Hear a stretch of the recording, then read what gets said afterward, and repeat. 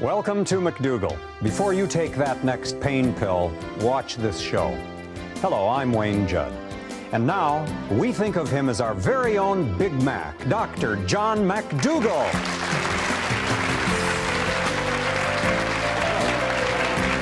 Good to see you again. Good to see you. Well, you stimulated another topic, and that is how do we eat out in this world of fast food and junk? It's a great question, and there's a lot of junk out there. You know, since I adopted the healthier diet Yes. and cut out all animal products. And oils, hopefully. And oils. Yes. Still working on that a little bit. But I'll tell you what, it's hard to look at a menu and find anything that looks very good. Well, I got to be honest with you, John. I do a lot of downside. eating out because I do a lot of traveling. Right. And it's just a matter of deciding, first of all, if that's what you want to do. You're deciding you want to eat healthy. And, of course, as you're more and more involved in the program, that decision is easier and easier because there's all kinds of temptations out there, so let's face it. But it's not You tempting. have to. There's just nothing any good. Okay, well, let's talk about some of the possibilities. Okay. I travel a lot, so one of the things that is in my computer data bank at my travel agency, every time my ticket information comes up, it says pure vegetarian, no oil, that goes in with my ticketing. And they do that for you? Yes, they The do. airlines will do Yeah, it? they do, and I have excellent meals. I bet in the people airline. would envy what you have on your plate when they see it come. They do. As a matter of fact, and it usually comes, you know, that comes coach class, but sometimes I get upgraded to first class, so they take my meal and they move it from the styrofoam onto the china plates, but it's Why the same not? meal. It's great. Well, it works. You know, I had my first experience with that was a recent trip to Hawaii, and on the way over and on the way back, and I did it precisely the same way. I said I don't want oils, I don't want any dairy products, and I actually had a very good meal. Right, and people do look I did. at I it. was quite It surprised. beats the rubber fish that they're eating. next Terrible door. stuff. Ooh, airplane food. And then when I get to a hotel, breakfast is really easy. I always order the same things. I get hash brown potatoes cooked dry. And you just have to ask for it, and they'll do it. If they do it wrong, send it back, and they'll do it again on a dry. Do they even know what that means, though, Yeah, John? or just tell them no oil if they look at you kind of funny when you say cooked dry. I put a little salsa over the top if they have it, and they often have very delicious salsa. And that makes it moist and No, it gives it a lots little of better. flavor, sure. Or Sure. some ketchup, and then some people like Tabasco sauce. Tabasco sauce is always available. There'd be A1 steak sauce you could put over the top, or Lee and Parents would be even better because that's a low sodium variety of Right. steak sauce. That's the thing that I've been interested in your program, John, is that you make your food taste good. Whatever it is, by the time you get done with it, it's going to taste Yeah, we good. use all the things that do taste good. Right. And I'll have oatmeal and put a little bit, maybe a few raisins over the top. Now, there's nothing they can do bad with oatmeal, is Well, there? sometimes they can make it. They can make it with milk, or they can make it with. Oh, really? Yeah. Do you have to mention that? Probably Yeah, not. I do. Do I you? tell them, but ask them if they just make their oatmeal plain. They usually almost always tell you yes. Yeah. You could get cold cereals, and you could put fruit juice over the top. I don't usually do that, but I mean, some people. It's like not that. bad. I've tried it. It Yeah, works. It's very tasty. If you don't look get at whole it. wheat toast. You get whole wheat toast, Okay. dry. You put I put a little jam on top. Okay. Fruit, very easy to order. So there's breakfast for you. Juices, then that's a lot of options. That's just breakfast. That's breakfast. Great. Now, lunch and dinner, let's talk about them together because they're not much different. Okay. I often try vegetarian restaurants in towns that I go to, but you have to be just as careful as you would be in any other restaurant because vegetarian restaurants are loaded with cheese, oils, mayonnaises, That's eggs, really and what salt. vegetarian means to most people. To isn't most people it does. Still and so dairy you products. have to be a good consumer when you walk in there and make sure what you're getting meets the criteria you're looking for, which is starches, vegetables, and fruits, no animal products, and no oils. I often go to steakhouses because they have salad bars. In fact, Oh, there's some a of thought. some of the more famous. In fact, there are even restaurants these days that they're advertised as salad bars and salad and pasta bars, and those are. Yes. And they usually make an effort to have one oil-free option for everybody, and so they're kind of getting into this because of consumer demand. Do you talk to people in these restaurants in terms of appreciation for what they're doing, or you encourage them to do other yeah. things? You're kind of a crusader when you go in Well, I there. always tell them how much I enjoyed it, if Yeah. I did, of course. Yes, yes. And other consumers. Do you tell them if you don't? No, I usually don't. What's the not, point? Not unless it's a restaurant in my own hometown, and then I'll take the effort to do it. Of course. If I'm going to come back, I'm going to make some effort to change things. Sure. And then there are certain restaurants that you can pick out that make it real easy for you to adjust to this type of eating. In Italian restaurants, the angel hair pasta does not contain eggs. Right. And you order a marinara sauce. Marinara. And ask them to make it without any oils or any margarines, and they'll do that. You can go to Indian restaurants. Indian restaurants are noted for their vegetarian food. Wonderful And they food. often add the oil just before they bring it out to the table because once you put the oil in the food, it spoils faster. So they'll make up the whole dish, leave the oil out, and you just tell them don't add the ghee, don't add the oil, which is the ghee. All right. So All you've right. got That's Indian good. foods. Chinese restaurants are very easy. You tell them you want a monk's dish, you'd like a ginger sauce. When you order brown rice, expect to have white rice with soy sauce on it. Oh, is that the way they do it? Yeah, that's well, right. what I have heard, John, is that, in fact, you probably know about this article. It came out quite some time back, but it said that Americans eating in Chinese restaurants are getting just about as bad That's a food as they eat elsewhere. They have Americanized the Chinese meal plan. So you have to, again, be careful. Even though it's a Chinese restaurant, you can't assume that it's a good Chinese vegetarian restaurant. originally was low fat. There's some suggestion for you. Another one of my favorites is Mexican food. That's very easy to do. You get a place that has whole beans. You make yourself a burrito with lettuce, tomato, and salsa sauce. It's no trouble. Rice, All you have to yeah. do, Wayne, is decide that you want to do it. Sounds good. When we come back, we're going to be talking about pain and pain management, a very important subject for everybody out there. Pain is such a common problem. We'll be back after these commercial breaks.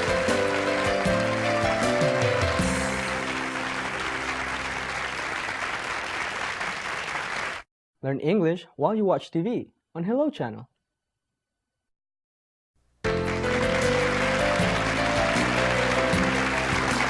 Welcome back. With me we have Betty Farrell, actually Dr. Betty Farrell. She's a PhD in nursing and also works as a research scientist at the City of Hope in Los Angeles. And Dr. Joshua Prager, MD, he's got so many titles, but let me just go through a few. Internal medicine, anesthesiology, pain management, that he's board certified in. He's director of UCLA Pain Medicine Center. He's full-time professor with UCLA active staff anesthesiologist. And pain is your main concern, obviously, with your credentials and your interest. And one of the biggest criticisms that I hear today about our profession is that we're stingy on pain medicine. Is that true? Yes. And one of the things that both of us do is go around speaking to physicians, because physicians are not traditionally educated in giving out pain medicines to make patients We were comfortable. taught, when I was in my medicine residency, I was taught that you had to be very careful because you're going to make this cancer patient that's going to live another 3 weeks an addict. Right, and that's one of the big myths, because one of the things that everybody has to understand is that there's a big distinction between addiction and tolerance to medication and physical dependence on the medication. Addiction is a set of behaviors where you lie, steal, cheat, get high, whereas people who take narcotics will be physically dependent on them. But somebody who takes insulin is physically dependent on that, or somebody who takes a hypertensive medication is physically dependent on that. So what a common concept that people have really has to be changed, and that is that because somebody said just say no, it doesn't mean just say no to appropriately used medications. Do we have to work with the nursing staff this way also? Do they need to be re-educated? They get the same kind of nonsense that I got in my medical training? Sure. Actually, federal guidelines were released in the last 2 years, and those guidelines address this problem that you're absolutely correct, and that's the undertreatment of pain. And in fact, even the federal government has established through good research that about 80% of people with cancer in advanced stages will experience moderate to severe pain, and the vast majority of those people will be undertreated. The same thing is true with people after surgery. About 50% of the 13 million surgeries conducted a year are expected to result in pain that's not treated. And the problem is really threefold. Dr. Prager talked about physicians, but also nurses and all other health professionals share the same misconceptions. But the other component that's also equally important is patients and family members. And getting them used to the fact that this is not going to get them addicted. Right, exactly. Because they worry about it, don't they? Is it a matter of just giving more pain medicine or giving it in a better way? It's definitely a matter of giving it in a better way. The old saying, give it when the patient needs it, is really a misinterpretation, because what has to be done is, if somebody has pain all the time, not wait for the pain to be really bad, because the patient will need more, and then you get into a cycle where they take so much to get rid of the severe pain that they wind up getting a little bit high or sleepy, and then they go to sleep for a while until the next dose, which could be a long time away, when they're in severe pain again. And what studies have shown is actually patients use less medication if they're medicated properly on a continuous basis, which will be a lower level than this sporadic up and down. You know what, my one experience, personal experience with medication, with narcotics, was when I had my appendix out about 25 years ago. And I was an intern at that time, and I wanted to try, give me an opportunity to try all the different narcotics I was giving my patients. And I want to tell you, after 24 hours, I didn't want any more. I was just absolutely sicker from the drugs than I was from the pain. That happens sometimes when we don't use the medicines appropriately, and manage the side effects. Because all pain medicines, as all medicines, have side effects, but they can be treated. So our goal in caring for the person with pain is really not just to give them so much medicine that, yes, we've relieved their pain, but we've knocked them out in the process. Well, that's how I felt, just knocked out. Just Sure. But the goal should be to balance. On one hand, we want to get enough pain relief that the person's comfortable, able to sleep, able to move around. But on the other hand, we want to balance issues such as nausea and sedation. Now, Dr. Prager, you had a couple of little gimmicks. Right. Well, I wouldn't call them gimmicks. These are serious medical instruments. I meant instruments, Okay. I'm sorry. Sometimes I get those confused when I deal with the medical business. This is an intrathecal pump. This is a little computer.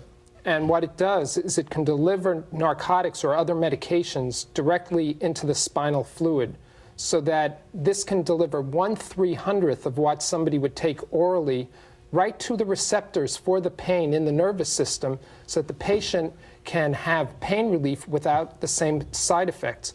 In cancer patients who come in severe pain, when we use this, we can take people who have so much side effects because that's how much medication they need to try to control their pain, yet they're still in pain. Give them this pump or other ways of delivering medication directly into the nervous system and have them become pain-free and wake up again. Now, the tube goes under the skin and into the nervous system. Does this sit on the skin or in the pocket? No, actually, this sits right under the skin. Oh, so they surgically implant that. Right. So how do you get more drug into that? How do you get? There's a special diaphragm right here, and you put a little local that's anesthetic open to on the the skin, And you go right through it. And just administer more Right. into The it? patient self-administers with this? No, you do it. But the thing is, this administers such a small amount of medicine that it only needs to be refilled about every 90 I see. days. Oh, So it's my a continuous- goodness, you're kidding. 90 days worth of narcotic in there. What Right. do they usually put in? Morphine. Morphine is the only one that's officially FDA approved, although doctors use other medications now. And you had another little instrument that didn't deliver any drug Right. at all. And this can be a miracle when in the properly selected patient. This is called a spinal cord stimulator, and it's made by the same company that makes pacemakers. And this delivers a small amount of electricity right to the spinal cord to be able to trick the spinal cord in a way from perceiving the pain information that's coming in from the periphery. We can take patients, and this is actually a good way of demonstrating how the addiction myth is really a myth. Because if we put this thing in and make a patient who has severe pain, make their pain go away, then they don't need any narcotics. When we get back, I want people to know how they can act as advocates for their family members and get this kind of more humane, conservative care. And we'll be back in a moment after these commercial messages.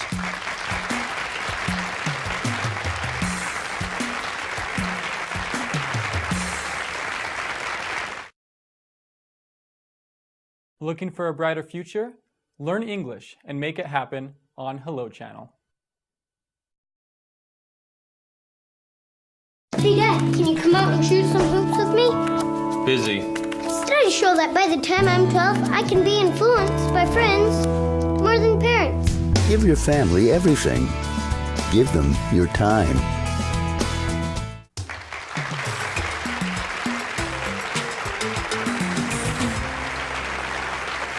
And welcome back. With me, Dr. Joshua Prager and Dr. Betty Farrell, and they're involved in pain management. People who have just heard what you said about how to control pain better, they're often in a situation where their own doctor is not using these simple techniques. Their own doctor may be inadequately controlling the pain. They see suffering in their family members. It's a terrible thing. Well, do they ask for a consult from a pain specialist? Is that the way they go about doing it? Or how do they interact with their physician who may feel he or she is doing the best thing and is not, and get the best care? If the primary physician is not asking about the pain, the first thing is to teach the physician that the patient's having pain. There's a saying in medicine, if you don't take a temperature, you don't find out that there's a fever. And if you don't ask a patient about pain, And the squeaky wheel gets the grease. you don't find out that it's there. And so if you're choosing to ignore it, it'll be ignored. So if you're working with a physician that doesn't believe in pain or doesn't believe in pain being treated, then get yourself to a pain specialist who knows how to treat pain. Okay, and they can ask for a referral. I mean, in big cities, there's going to be doctors There like are pain yourself. specialists all over the country. Pain specialists, you can get this kind of... And an important consideration is, I mean, we bring these are the last stage of the continuum. I mean, you start out with very simple methods to try to control pain, which can include changing a patient's behavior, getting the patient involved in treating their own pain. And then you go to things like acetaminophen, which is Tylenol, or non-steroidals, you know, aspirin, Advil, Motrin, those kind of medications. And then you start working up to the narcotics that we were talking about. Those aren't a first-line drug by any means. And you only get to this when nothing else works. Low back pain is one of the biggest problems in this country. Do you deal with that often? That's about 50% of my practice. Half your practice. So how would you go about somebody who comes in with low back pain? And let's just start from somebody who's walks around without any problem at all, and go on to somebody who's disabled. How would you deal with a person with that problem? Well, a person who's ambulatory and walking around, the first thing is to take a history, and that's key. Find out how they sleep, how they walk, how they stand, how they lift things, what position they drive their car in, and try to modify behaviors that are exacerbating the pain. Because very often, just by conservative methods and sometimes with physical therapy in conjunction with it, you can get the patient to control their pain and you don't need to do anything further. And there are also a number of non-drug treatments that are very helpful, particularly for low back pain. So there are a number of other things, for example, that physical therapy can offer, the use of heat, cold, massage, as well as... This is getting to really extend. How about acupuncture? Do you ever get involved in that? We have an acupuncturist working with us in the pain center. Very good. Right. Very broad person. Even acupressure is a non-invasive method. So just as Dr. Prager said, if we think about pain management on a continuum and we begin with things that don't even involve medicines or drugs at all, things that are really physical methods or even cognitive methods, things like meaning thinking, relaxation, imagery, distraction, use of music, humor. There are a number of things that might distract you from your pain. And then we move on to the drugs, but we begin with the simplest things, pain pills, the non-narcotics, non-steroidal drugs, and then we move up to the what we think of as the narcotics, but taken just by mouth. On the one hand, you want to get them on the minimum amount of medicine, but you also want to make sure it's adequate. And you mentioned a couple of medicines that people often think are entirely without side effects and are perfectly safe to take, like Tylenol, aspirin, non-steroidal anti-inflammatories such as Advil, but that's not true, is it? These things have significant side effects when people use them for a long time. Everything has a side effect that you would take into your body. I mean, it's a very rare drug that wouldn't. We're using now a drug called capsaicin, which comes from the capsicum pepper or the jalapeno pepper, that actually applied to the skin can decrease something called substance P, which we now know is one of the pain transmitters in the body. That's taken externally, and that can have a little side effect too, but really not much. But if you take non-steroidal like aspirin, you always worry about stomach upset. If you take Tylenol, you can have you can have problems, liver problems. Sure. Do you have an objective way of understanding this pain, or do you simply go by what the patient says, and that seems a little scary? Well, actually, the patient really is the expert because pain is an extremely individual experience, and two people can have the exact same situation. Two people can be in the same hospital room having had both a hip fracture or even cancer, a number of problems, the same surgery, and yet for many reasons, their experience of pain will be very different. So the way that we evaluate pain is, as Dr. Prager mentioned, it's very important to talk to the patient, get information about their pain, but we start by asking the patient to rate their own pain, much like you use a thermometer so that you can judge how much temperature you have, and once you give an antibiotic to know if the temperature goes down with the thermometer, we use pain rating scales and ask patients to evaluate their pain on a scale, for example, of 0 to 10, and then we can go back later and find out if Dr. Prager's seen the patient and has tried a new device or a new medicine, then we can evaluate how much did it help the patient. You know, when you talk about this, I feel uncomfortable. I feel inadequately trained, and I'd have a very difficult time dealing with the patient in an effective way. I'll be quite honest with you, even as an internist, because I haven't had this kind of education, and what I've had, I know actually interferes with the kind of care the patient needs to have. Well, I mean, it's remarkable. I mean, you mentioned all the credentials. Well, I went to a prestigious medical school and had one lecture on pain in all of medical school. It's amazing. I did an internal medicine residency at a major hospital and had 0 lectures about pain. And then I did an anesthesia residency where you would think that that's a field that's really interested in pain. I had 4 lectures on pain during my whole residency in anesthesia, and they were very abstract, not dealing with really how to get to just treating common pain. Dr. Betty Farrell and Dr. Joshua Prager are my guests, and we'll be back after these important commercial messages. Be right back.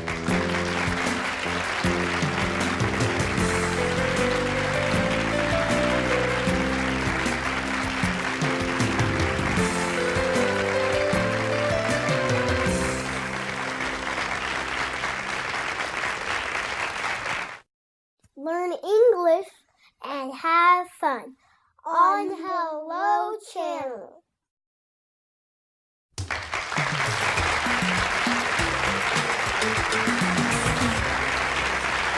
Welcome back. Dr. Betty Farrell and Dr. Joshua Prager are with us, and we're talking about proper pain management. And that means not too much, but you said also not too little. I mean, we have these drugs, they're not that expensive.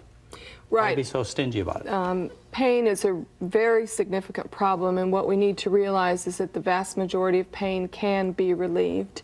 And we also need to realize that when we fail to treat pain, we do a lot of harm. People who are in Suffering. pain are people who don't move around. They're people who develop other medical problems, people who don't sleep well or eat well, and people who really experience often rehospitalization or staying in the hospital longer.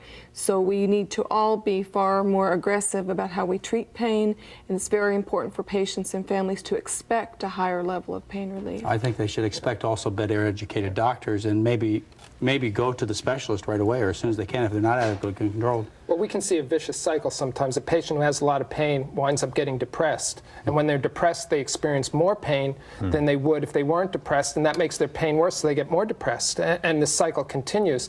And there is recent literature that's showing now that pain actually may have an effect on the immune system, so that if you can control pain, your immune function may actually be better.